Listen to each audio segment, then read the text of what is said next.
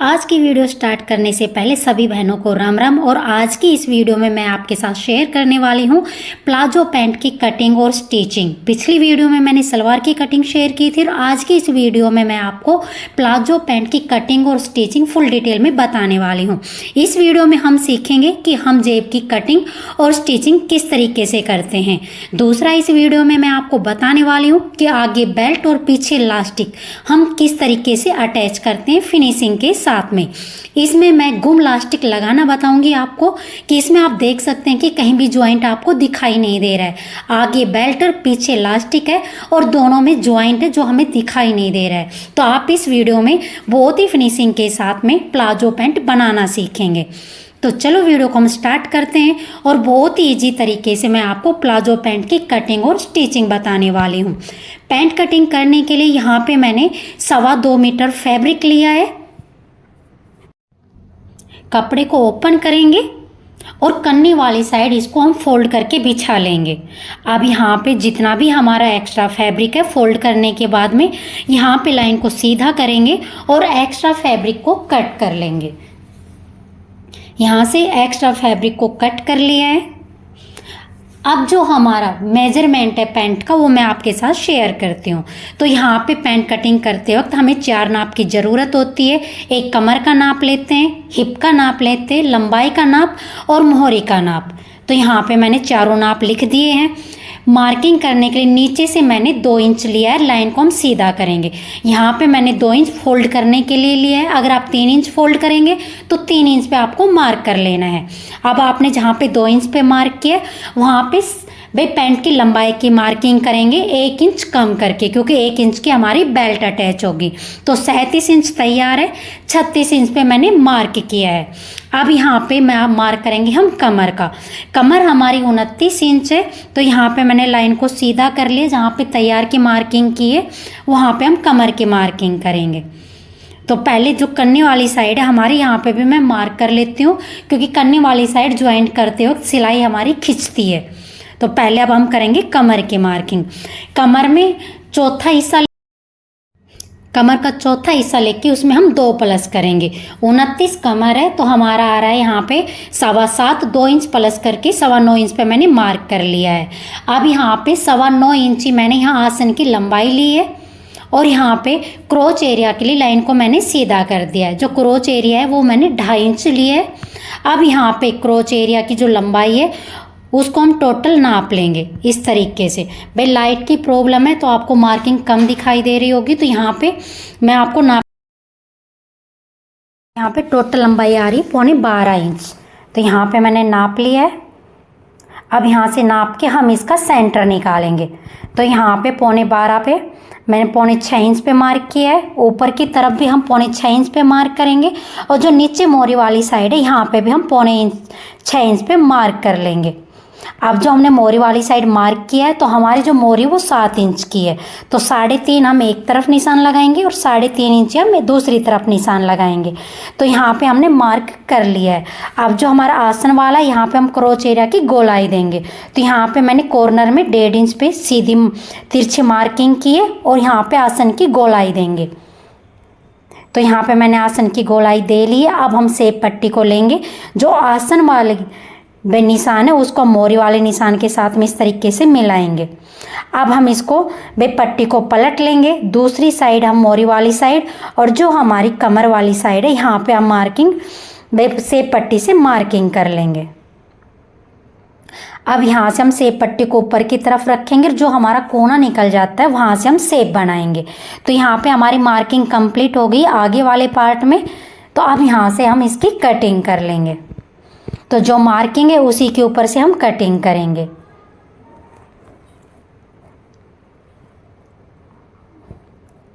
तो यहाँ पे भाई कटिंग कंप्लीट हो रही है। अगर आपने चैनल को सब्सक्राइब नहीं किया तो चैनल को सब्सक्राइब कर लीजिएगा।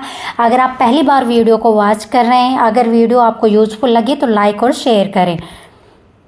कमेंट करके भाई आप ज़रूर बताया करें कि आपको वीडियो कैसी लगी। अगर आप किसी भी टॉपिक पे भाई वीडियो देखना चाहते हैं तो कमेंट कर सकते हैं। अगला टॉपिक मैं आपकी पसंद का लेकर आऊँगी। तो यहाँ पे 2 इंच पे हमने फोल्ड वाला भाई निशान लगाया है। यहाँ पर हल्का सा कट लगा लेंगे ताकि फ़ोल्ड करते वक्त हमें यहाँ पता रहे कि हमें 2 इंच की फ़ोल्ड करना है। तो ये आगे वाला पार्ट है, अब हम पीछे वाले पार्ट की कटिंग करेंगे। जितना भी हमारा फैब्रिक बचा था उसको मैंने फ़ोल्ड करके बिछा लिया है। अब इसके ऊपर हम आगे वाले पार्ट को भाई रख लेंगे। अगर आपकी पैंट घूमती है तो इस भाई पार्ट को बहुत ही भाई देखना ध्यान से, आपकी पैंट कभी नहीं घूमेगी। तो मैंने यहाँ पे आगे वाले पार्ट को बिछा लिया है। जितना साइड में हमने पैंट को कट किया था, फैब्रिक निकला है, उसको मैं साइड में रख रही हूँ और पीछे वाला जो पार्ट है उसमें भी हम उतना ही मार्जिन लेके भाई कटिंग करेंगे। तो मैंने यहाँ पे भी फैब्रिक को बिछा लिया है। अब पीछे वाले पार्ट में मार्किंग करेंगे। मोरी वाली साइड मैंने 1.5 इंच एक्स्ट्रा लिया है। आसन वाली साइड जितना हमने आसन 2.5 इंच का लिया था तो उतना ही मैंने 2.5 इंच पे मार्क किया है। ऊपर की तरफ 2.5 इंच एक्स्ट्रा लेंगे और पीछे वाला पार्ट जो आसन वाला है हमारा कमर वाली साइड 2.5 इंच एक्स्ट्रा लेंगे। यानी कि मैंने 2.5 इंच बड़ा करके लिया है, 2.5 इंच कमर में चौड़ा लिया है, 2.5 इंच का मैंने इसमें आसन लिया है। तो यहाँ पे हम मार्किंग करेंगे और पीछे इसमें आसन की गोलाई देंगे। मोहरी हमने 1.5 इंच एक्स्ट्रा ली है। अब सेब पट्टी से हम मार्किंग को मिला लेंगे। भाई अगर आपको निशान थोड़े कम दिखाई दें तो प्लीज़ सपोर्ट कीजिएगा। लाइट की प्रॉब्लम है तो यहाँ कहीं कभी भाई लाइट पड़ रही तो दिखाई नहीं दे रहा है, तो प्लीज़ आप सपोर्ट कीजिएगा। तो जो हमने मार्किंग की उसी के ऊपर से अब हम कटिंग कर लेंगे। वैसे प्लाजो पैंट की कटिंग की वीडियो मैंने बहुत ज़्यादा चैनल पे अपलोड की हुई है, आप चैनल पे विजिट करके आप देख भी सकते हैं। मैंने इस वीडियो में आप पैंट में जेब लगाना और हम आगे बेल्ट और पीछे इलास्टिक में गुम सिलाई किस तरीके से लगाते हैं ये मैं आपको बताने वाली हूँ। तो दोनों पार्ट को हमने कट कर लिया है। अब इसमें हम जेब की कटिंग करेंगे और इसमें हम बेल्ट वाला फैब्रिक कट करेंगे। अगर आप आसन की सिलाई लगाते हैं और आपके पार्ट छोटे बड़े हो जाते हैं तो आपको आगे वाले पार्ट को पीछे वाले पार्ट में इस तरीके से रखना है। जितना भी एक्स्ट्रा फैब्रिक आसन की तरफ निकले तो उसको कट कर लेना है। अगर मोरी की साइड एक्स्ट्रा फैब्रिक निकले तो उसको भी आपको कट कर लेना है। इससे आपके आसन की जो सेंटर वाली सिलाई वो छोटी बड़ी नहीं होगी। अब हम जेब की कटिंग करेंगे। फोल्ड करके फैब्रिक मैंने बिछा लिया है। 13.5 इंच मैंने लंबाई में रखा है। ऊपर की तरफ 5.5 और नीचे की तरफ 6.5 इंच लेके मैंने लाइन को सीधा कर लिया है।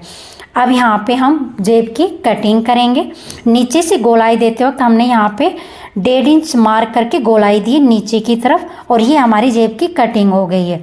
ऊपर की तरफ 5.5 और नीचे की तरफ मैंने 6.5 इंच फैब्रिक लेके जेब की कटिंग की है। अब यहाँ पे हम भाई लास्टिक और बेल्ट के लिए फैब्रिक कट करेंगे। तो फैब्रिक हमारा फोल्ड है, 4 इंच पे मार्क किया है और यहाँ पे मैंने 24 इंच पे मार्क किया है लंबाई में। मैं 1 इंच एक्स्ट्रा और ले लेती हूँ, भाई छोटा नहीं पड़ना चाहिए हमारा फैब्रिक, तो मैंने 1 इंच एक्स्ट्रा और ले लिया। इसमें 4 इंच पे मार्क करके लाइन को हम सीधा मिला लेंगे। जो हमने मार्किंग की उसी के ऊपर से अब हम कट कर लेंगे। तो ये हमारे बेल्ट और लास्टिक के लिए भाई मैंने बेल्ट को कट कर लिया। ये हमारे भाई पैंट की कटिंग कंप्लीट हो गई है। अब इसमें मैं आपको जेब लगाना बताऊंगी। तो सबसे पहले हम आसन को ज्वाइंट करेंगे। आगे वाले पार्ट को उठाते हैं, इसमें आसन को ज्वाइंट करेंगे, इसमें बेल्ट लगाएंगे और राइट साइड हम जेब को अटैच करेंगे। तो चलो सिलाई से मैं आपको जेब अटैच करना बताती हूँ। तो मशीन पे चलते हैं और जेब अटैच करना हम सीखते हैं। तो यहाँ पे मैंने आगे वाले पार्ट को भाई ज्वाइंट कर लिया, यानी कि आसन की सिलाई लगा ली। दोनों साइड मैंने प्लेट लगा ली है। अब यहाँ पे हम फैब्रिक को भाई राइट साइड वाले फैब्रिक पर हम जेब अटैच करेंगे। तो ये मैंने जेब को सीधा किया है। यहाँ पे मैंने जेब की मार्किंग कर रखी है। मैं आपको बता देती हूँ, कमर वाली साइड यहाँ पे मैंने 3 इंच पे मार्क किया हुआ है। लंबाई में मैंने 6 इंच लिया है। अब इसको तिरछी मार्किंग करके हम मिला लेंगे। जो आपने तिरछी मार्किंग की इसी के ऊपर से हम सिलाई लगाएंगे। आपको यहाँ से सिलाई को लगा लेना है। सिलाई लगाने के बाद में जो साइड में हमारा एक्स्ट्रा फैब्रिक है इसको हमें कट कर देना है।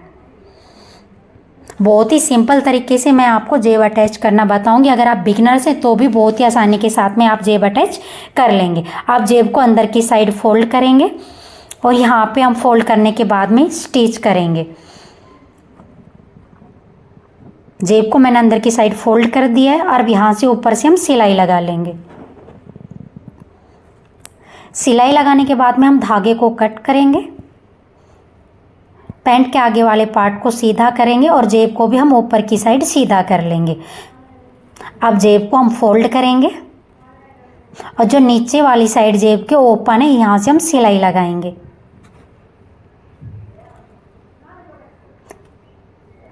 जेब के नीचे वाली साइड हमने सिलाई को लगा लिया है, धागे को कट करेंगे। अब हम जेब को सीधा करेंगे, यहाँ से इस तरीके से आपको सीधा कर लेना है और अब इसको हम अंदर वाली साइड फोल्ड कर लेंगे, यानी कि जो हमारा आगे वाला पार्ट है पैंट का, इसके अंदर इसको अच्छी तरीके से सेट करेंगे। तो आगे वाले पार्ट में हमने जेब को सेट कर दिया है। सेट करने के बाद में हम इसकी साइड में सिलाई लगाएंगे और कमर वाली सिलाई लगाएंगे। इससे हमारी जेब पैंट के आगे वाले पार्ट में अटैच हो जाएगी। तो पहले मैं यहाँ पे सीधी साइड इसमें सिलाई लगाएंगे, सिलाई को लगाते हुए जाएंगे। अब हम कमर वाली साइड से भी जेब को अटैच कर लेंगे।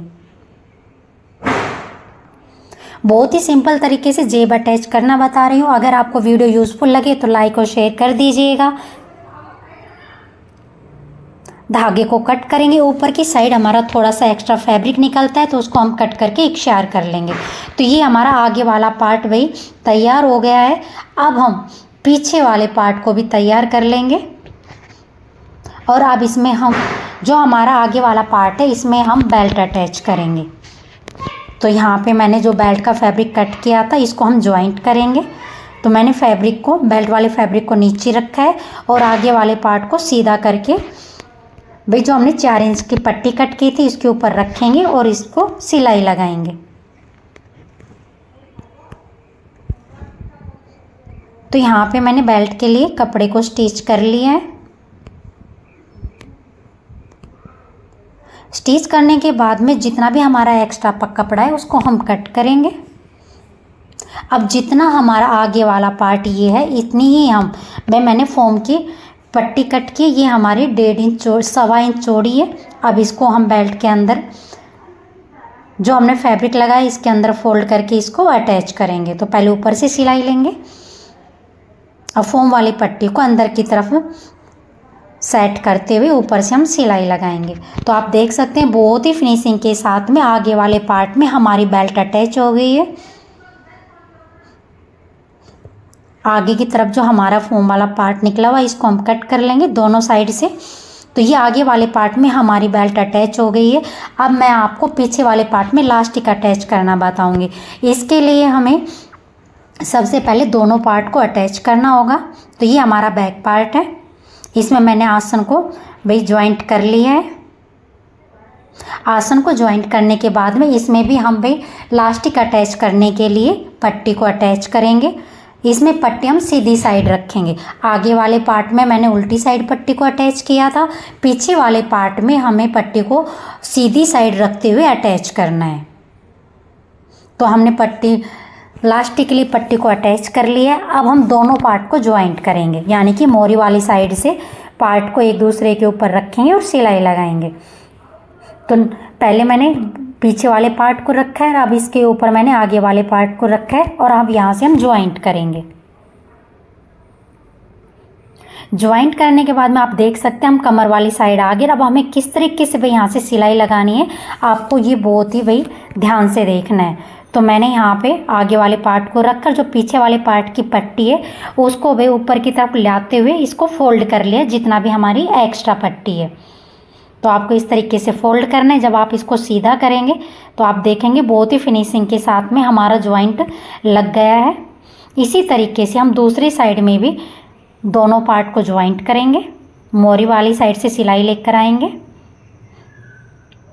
अब हम कमर वाली साइड जिस तरीके से हमने भाई पहली वाली साइड को कपड़े को फोल्ड किया था इसी तरीके से इसमें भी मैं फोल्ड कर लूँगी और यहाँ से हम सिलाई लगाएंगे।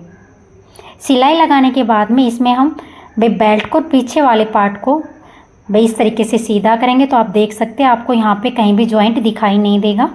अब इसमें हम इलास्टिक अटैच करेंगे। तो जितनी आपकी कमर है उसमें हम बेल्ट का फैब्रिक भाई हटा देंगे। जितना 14 इंच की हमारी कमर है आगे की तरफ, तो इसमें इलास्टिक में वो हमारी कमर 29 इंच है, 29 में हम 14 कम कर देंगे तो हमारा बचता है 15 इंच। 15 में हम भाई 4 इंच की लूजिंग व इलास्टिक को कम करेंगे। तो 11 इंच और 1 इंच मैंने लिया है सिलाई मार्जिन का, तो टोटल जो हमारा इलास्टिक रहेगा वो रहेगा 12 इंच। ठीक है, तो इस तरीके से हम दोबारा इस कपड़े को ओपन करेंगे। जहाँ से हमने सिलाई लगाई थी आगे और पीछे दोनों पार्ट को ज्वाइंट किया था, वहाँ पे हम इलास्टिक को ज्वाइंट करेंगे। इसी तरीके से दूसरी साइड भी मैं इलास्टिक को ज्वाइंट करूँगी। सिलाई को ओपन करेंगे यहाँ से, और जो हमने पीछे और आगे वाले पार्ट को ज्वाइंट किया था यहाँ पे हम इलास्टिक को रखेंगे और ज्वाइंट कर लेंगे।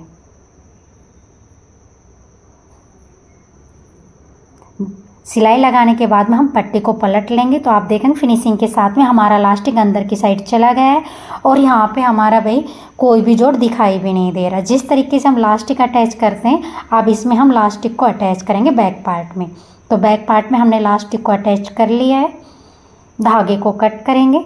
अब हम इसको खींचते हुए पीछे वाले सारे फैब्रिक को इकसार करेंगे। तो आप देख सकते हैं इस तरीके से जब हमने इलास्टिक को खींचा है तो हमारा जितना भी बैक का कपड़ा वो इकसार भाई सलवट आ गई है। अब हम एक टॉप स्टिच लगाएंगे, यानी कि पीछे वाले पार्ट में इलास्टिक के ऊपर हम सिलाई लगाएंगे। ये सिलाई हमें भाई फैब्रिक और इलास्टिक को खींचते हुए लगानी है। टॉप स्टिच लगाने से हमारा इलास्टिक भाई कई बार ऐसा होता है कि जब हम कपड़ा धोते हैं तो हमारा इलास्टिक फोल्ड हो जाता है या मुड़ जाता है। तो अगर आप इस तरीके से सिलाई लगाएंगे तो आपका इलास्टिक एक जगह भी सेट हो जाएगा, ये फोल्ड नहीं होगा।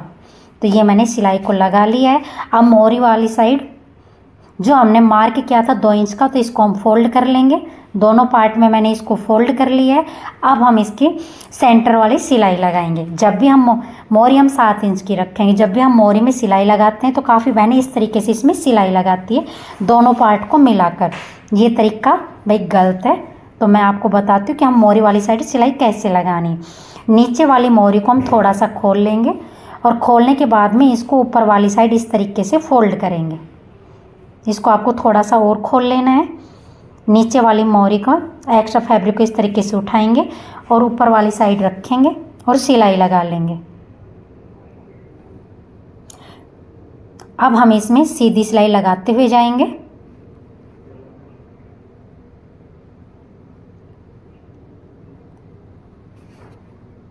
अब हम दूसरी साइड मोरी पर आ गए हैं, तो इस तरीके से मार्क करेंगे। इसमें भी नीचे वाले फैब्रिक को उठाएंगे और इस तरीके से फोल्ड करके इसमें सिलाई लगाएंगे।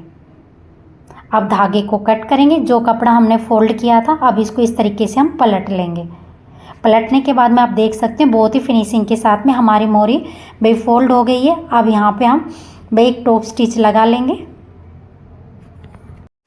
तो भाई ये हमारी प्लाजो पैंट बनकर तैयार हो गई है। इसमें हमारी जेब भी हमने अटैच कर ली है, आगे की तरफ बेल्ट और पीछे की तरफ हमने इलास्टिक अटैच किया है। तो बहुत ही सिंपल और इजी तरीके से मैंने प्लाजो पैंट की कटिंग और स्टिचिंग आपके साथ शेयर की है। आप देख सकते हैं बहुत ही फिनिशिंग के साथ में हमारी प्लाजो पैंट बनकर तैयार हुई है।